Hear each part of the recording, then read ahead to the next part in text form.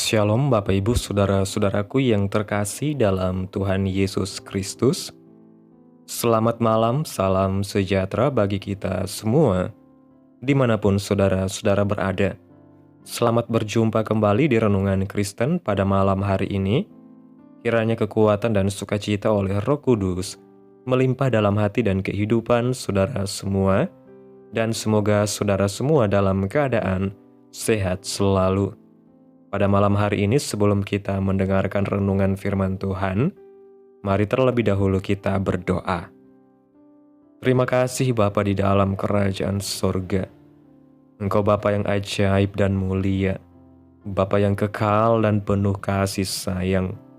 Bapa di dalam nama Tuhan Yesus Kristus, kami mengucap syukur Tuhan, oleh karena pertolongan-Mu di sepanjang hari, kami boleh dimampukan Tuhan, untuk melewati hari ini, melakukan tugas dan tanggung jawab kami, mengerjakan segala aktivitas kami dengan pertolongan Tuhan.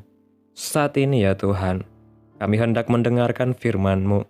Berilah pengetahuan dan bimbinglah kami, agar apa yang Engkau firmankan dapat bekerja sesuai dengan kehendak-Mu.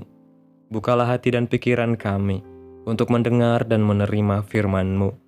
Kiranya firman-Mu ini dapat kami lakukan di dalam setiap kehidupan kami dan menjadi berkat bagi hidup kami. Berbicaralah ya Tuhan, kami sudah siap menerima firman-Mu. Dalam nama Tuhan Yesus kami berdoa. Amin. Bapak Ibu Saudaraku yang terkasih dalam Tuhan Yesus Kristus, ayat renungan kita pada malam hari ini terdapat dalam kitab Kejadian pasal 26 ayat 1 sampai ayat 4 yang berkata demikian. Maka timbullah kelaparan di negeri itu. Ini bukan kelaparan yang pertama yang telah terjadi dalam zaman Abraham. Sebab itu Ishak pergi ke Gerar kepada Abimelek, raja orang Filistin. Lalu Tuhan menampakkan diri kepadanya serta berfirman, "Janganlah pergi ke Mesir, diamlah di negeri yang akan kukatakan kepadamu. Tinggallah di negeri ini sebagai orang asing, maka aku akan menyertai engkau dan memberkati engkau, sebab kepadamulah dan kepada keturunanmu akan kuberikan seluruh negeri ini, dan aku akan menepati sumpah yang telah kuikrarkan kepada Abraham, ayahmu. Aku akan membuat banyak keturunanmu, seperti bintang di langit. Aku akan memberikan kepada keturunanmu seluruh negeri ini, dan oleh keturunanmu semua bangsa di bumi akan mendapat berkat." Bapak Ibu yang diberkati oleh Tuhan, perkataan manusia tidak mampu merubah situasi. Hikmat manusia tidak bisa merubah keadaan, serta filsafat manusia tidak dapat merubah kondisi. Tetapi sepatah kata dari firman Tuhan mampu merubah situasi, keadaan, dan kondisi kita karena ada kuasa dalam firman Allah. Seperti pada peristiwa Yesus menyembuhkan hamba, seorang perwira di Kapernaum, hanya dengan perkataan firman Allah, maka sembuhlah hamba dari perwira Kapernaum itu. Keberhasilan adalah suatu hal yang sangat diidamkan oleh semua orang. Tidak ada seorang pun yang mau gagal. Semua ingin berhasil dalam kehidupannya. Tuhan ingin kita berhasil dalam perjalanan kehidupan kita. Ia tidak pernah merancangkan kegagalan bagi setiap orang yang percaya kepadanya. Rancangan Allah bagi umatnya, yaitu masa depan yang penuh harapan. Ishak adalah seorang yang berhasil meraih keberhasilan di masa paceklik, masa yang sukar, karena ia diberkati oleh Tuhan. Secara perhitungan manusia, secara logika, tidak mungkin di masa yang sukar orang menjadi kaya, bahkan kian lama kian kaya, sehingga ia menjadi sangat kaya. Tetapi itulah yang dialami oleh Ishak, seperti yang tertulis dalam kitab Kejadian pasal 26 ayat 13 yang mengatakan, "Dan orang itu menjadi kaya, bahkan kian lama kian kaya, sehingga ia menjadi sangat kaya." Adapun yang menjadi rahasia keberhasilan Ishak, yaitu yang pertama, menaruh hidupnya di bawah otoritas firman Tuhan. Ketika ia taat, tunduk, setia, dan dengar-dengaran kepada firman Tuhan, maka keberhasilan menjadi miliknya. Ia taruh hidupnya di bawah otoritas firman Tuhan, karena firman Tuhan adalah kekuatan Allah yang menyelamatkan setiap orang yang percaya. Seperti yang tertulis dalam kitab Roma pasal 1 ayat 16 yang mengatakan, "Sebab aku mempunyai keyakinan yang kokoh dalam Injil, karena Injil adalah kekuatan Allah yang menyelamatkan setiap orang yang percaya, pertama-tama orang Yahudi, tetapi juga orang Yunani."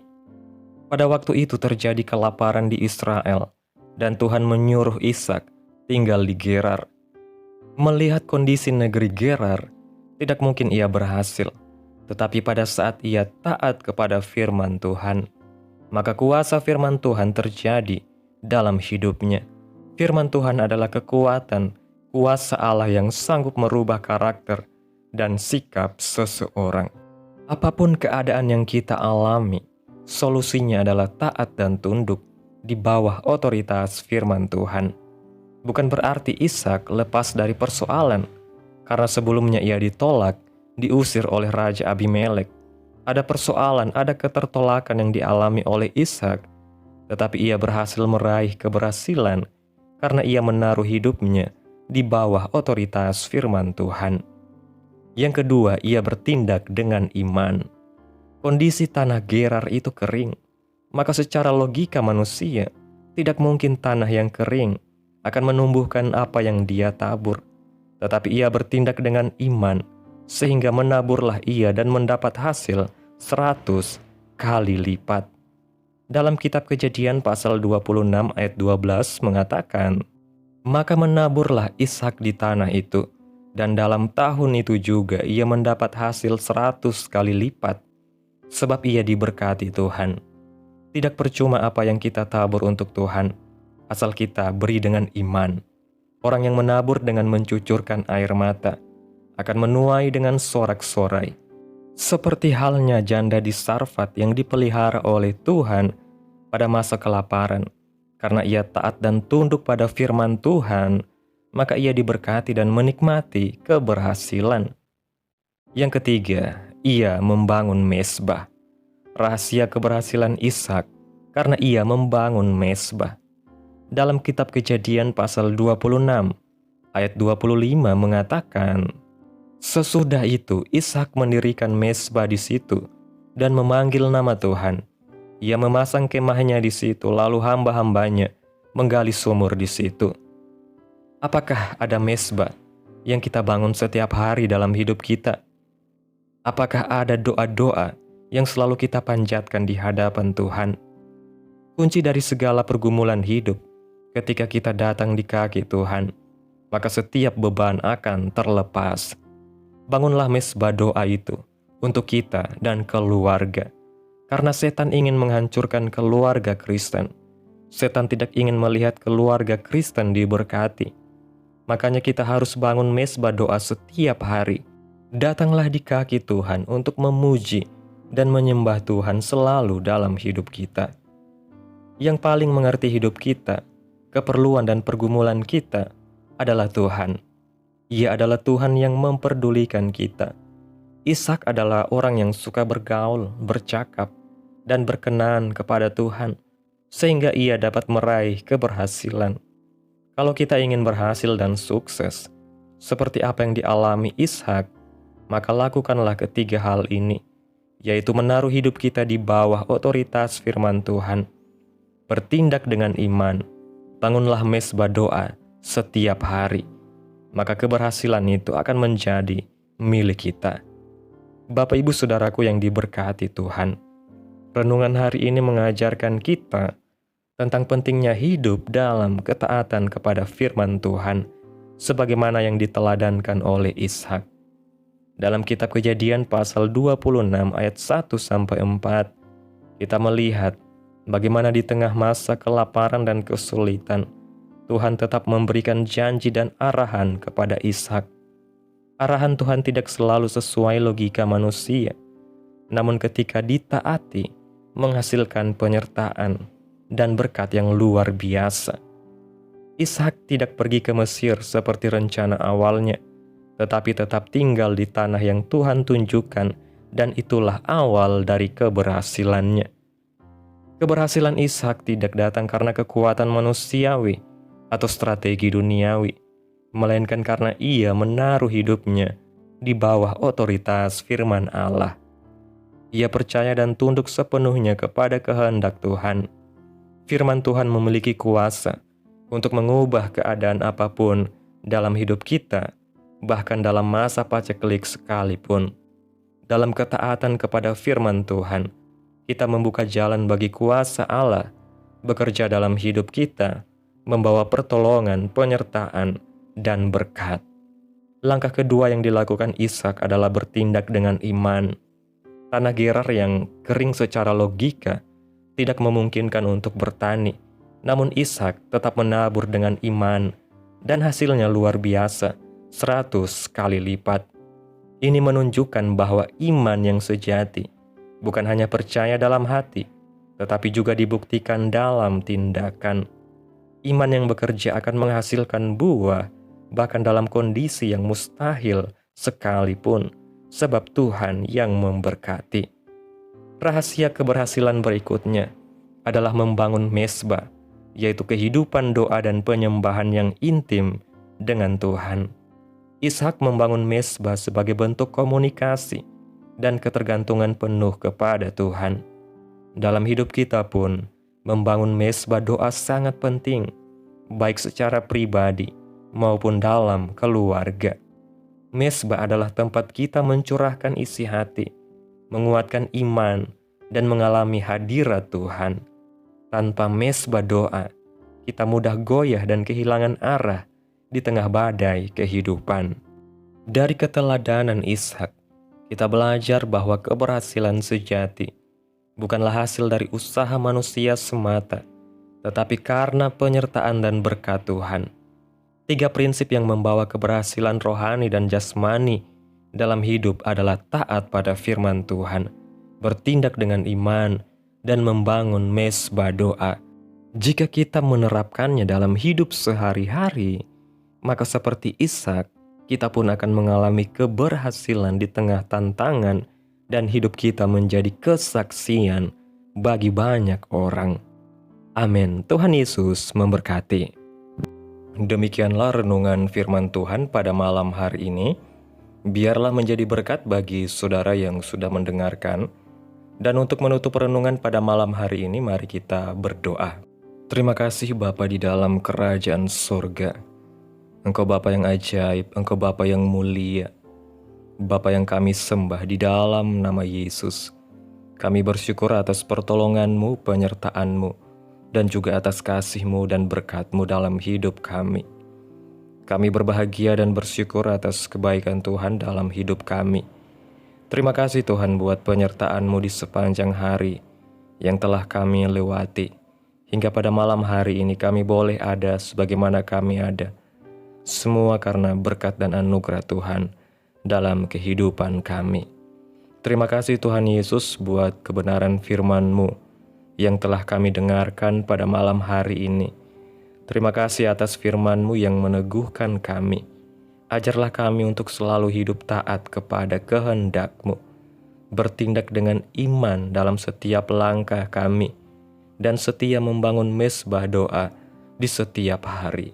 Kami percaya Engkau adalah Allah yang memberkati dan menyertai umat-Mu, bahkan di tengah masa sulit sekalipun. Kuatkan kami untuk terus berharap hanya kepada-Mu, dan nyatakanlah kehendak-Mu dan kuasa-Mu dalam hidup kami. Terima kasih Tuhan buat firman-Mu. Tanamkan dalam hati kami masing-masing, dan mampukan kami untuk dapat melakukan firman-Mu sesuai dengan kehendak-Mu. Dan biarlah perkataan firman-Mu terus menyegarkan jiwa kami, menghidupkan hati yang lemah dan lesu, dan membangkitkan harapan dan kasih. Berkati umat-Mu yang sudah mendengarkan firman-Mu hari ini. Berkati di setiap saat, tempat, dan kondisi hidup mereka, agar senantiasa selalu merindukan dan membutuhkan firman-Mu sebagai pelita kebenaran yang memerdekakan dan penghiburan yang menguatkan. Ajarilah kami bahasa firman-Mu dan bimbinglah kami untuk selalu hidup sesuai kehendak-Mu. agar kami selalu dekat kepadamu. Kiranya Engkau terus memberkati kehidupan kami, keluarga kami, sanak saudara kami, daerah tempat tinggal kami, bangsa dan negara kami, pemerintah-pemerintah kami. Biarlah semuanya dalam perlindungan-Mu ya Tuhan, dan jadilah sesuai kehendak-Mu yang terbaik dalam kehidupan kami.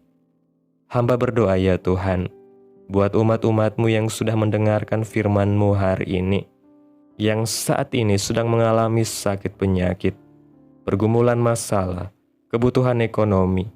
Kiranya Tuhan menjamah kehidupan umat-umat-Mu, sembuhkan sakit penyakit mereka, pulihkan keadaan umat-umat-Mu, berkati perekonomian mereka, serta berikan jalan keluar dalam setiap pergumulan masalah yang umat-umat-Mu sedang hadapi. Dan ajarlah kami ya Tuhan, untuk selalu berharap dan percaya sepenuhnya hanya kepada Tuhan Yesus. Pada malam hari ini ya Tuhan, kami akan beristirahat dalam tidur kami. Tutup bungkus kami oleh kuasa-Mu. Hindarkan kami dari segala kecelakaan, mara bahaya, sakit penyakit, orang-orang jahat, kuasa-kuasa kegelapan, iblis, bencana-bencana alam, hal-hal yang tidak kami inginkan lainnya. Tuhan singkirkan, Tuhan jauhkan, Tuhan hancurkan, hanya di dalam nama Yesus. Kiranya Engkau sertai dan lindungi kami di sepanjang malam ini, sehingga kami boleh bangun besok pagi dengan tubuh yang sehat, kuat, dan diberkati Tuhan. Terima kasih ya Tuhan. Inilah yang menjadi doa kami. Mari sama-sama kita berdoa. Bapa kami. Bapa kami yang di sorga, dikuduskanlah nama-Mu. Datanglah kerajaan-Mu, jadilah kehendak-Mu, di bumi seperti di sorga. Berikanlah kami pada hari ini makanan kami yang secukupnya, dan ampunilah kami akan kesalahan kami, seperti kami juga mengampuni orang yang bersalah kepada kami. Dan janganlah membawa kami ke dalam pencobaan, tetapi lepaskanlah kami daripada yang jahat. Karena Engkaulah yang mempunyai kerajaan dan kuasa dan kemuliaan sampai selama-lamanya. Amin. Mari kita terima berkat Tuhan. Tuhan memberkati engkau dan melindungi engkau. Tuhan menyinari engkau dengan wajah-Nya dan memberi engkau kasih karunia. Tuhan menghadapkan wajah-Nya kepadamu dan memberi engkau damai sejahtera.